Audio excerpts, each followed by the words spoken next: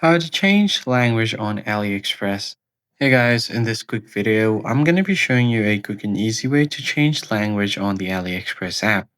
First thing first, go ahead and open up the application. And once you open up the app, all you have to do here is make sure to log in.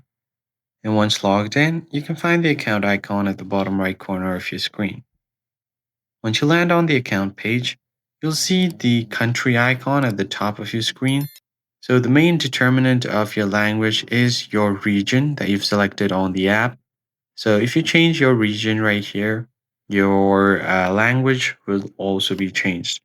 So let's say if I want something from Germany, I can just select Germany and the language will also be changed. So let me just select a random city here. And as you can see here, everything now is on Dutch. So the language has also been changed. So let's say if you want to keep your region in Germany and want to change your language back to English, in that case, go to settings. Once you go to settings menu, as you can see here, the language here is Dutch. So I can just tap on it and change it to English. And if I tap on English, my region will still be on Germany, but the language will now change back to English.